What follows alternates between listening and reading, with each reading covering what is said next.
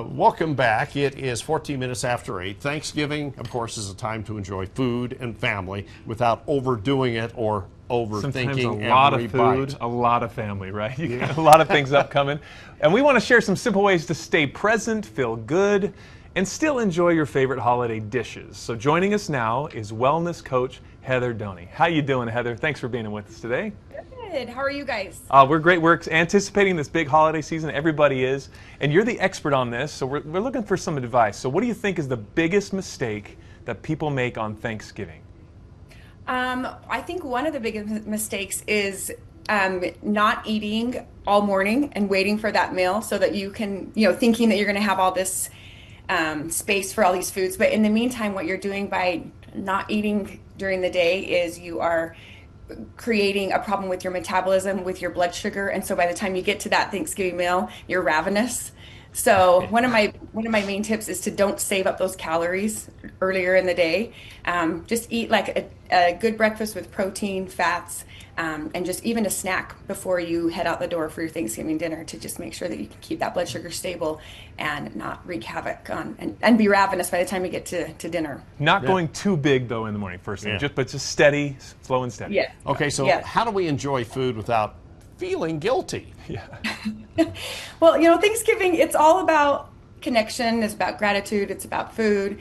But so you want to be able to enjoy all those favorite dishes without feeling that guilt, but also without feeling overstuffed and just that icky feeling that we can get when we eat too much. So another tip is to just kind of build the plate like with a 3-to-1 method. So think of it like your plate's sectioned into 4 sections, and 3/4 of that plate you're going to want it to be your lean protein. For most people, that's going to be your turkey, your veggies, and then some fruit or fiber-rich foods. And then that other quarter of the plate, just fill it with all of the yummy things you've been waiting to have all year: the stuffing, the potatoes, the rolls, and then that way it's just like you're creating a little structure around the fun foods so that you're not having them take over the whole plate.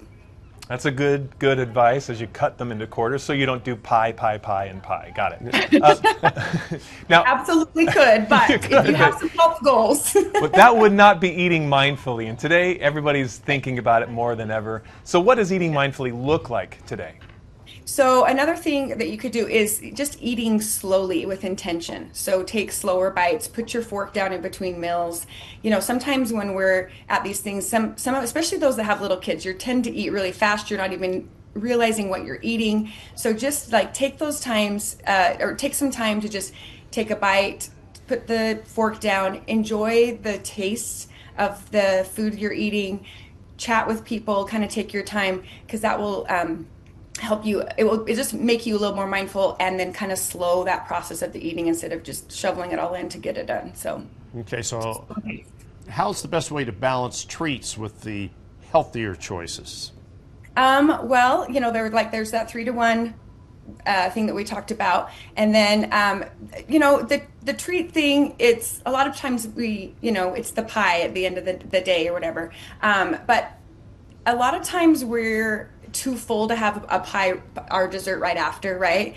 So because we have had protein and fibers and things like that before or for the meal, a lot of times that will slow your glucose levels. It will slow the insulin spikes, right? So actually eating your dessert shortly after the meal is actually a really good idea. I think a lot of times we'll eat it later, which is fine, but the treats thing, helping with that blood sugar, you'll tend to eat less and have those insulin spikes less if you eat your dessert shortly right after your meal, after you've already had foods to kind of slow that absorption. Gotcha. That's good advice. Now, during the holidays, people are usually feeling that stress for so many different reasons. Maybe it is the food. Maybe it's family pressure as well. So any advice you have for people feeling that stress?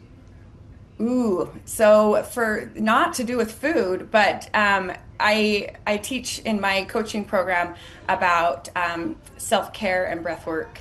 And breathwork is huge, and it can do a lot for the body by just taking some deep breaths. And I actually just taught this in my coaching group last week, and I taught them some breathing techniques of how you can just inhale all the way down into the belly, expanding that belly, and then exhaling out really slowly. This can work in the car. This can work when your children are having a major tantrum.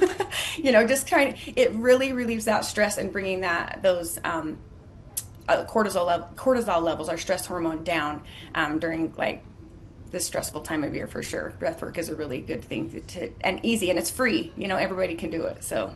Oh, all right, well, Heather, that is a lot to take in this morning. We're going to breathe that in slowly. Yeah, but no, and take our time, but not feel guilty in the process of all this fun food. And thank you for that advice. Yeah, it doesn't have to be an all or nothing. Just make intentional small habits, enjoy the food and the love, and then you'll feel amazing afterwards. So. Very cool. Where can people find out more from your teaching skills here? On Instagram, you can follow me at the Heather Doney. I have a women's coaching program that I do twice a year. My next group starts in January, and my open enrollment starts December 1st. It's a group coaching program just for women, and I teach all these fun habits and challenges. And you can find me on Instagram. Okay. Very cool. Thank you, Heather. Thanks, and happy Thanksgiving. Thank you. Happy Thanksgiving, you guys. We'll see you.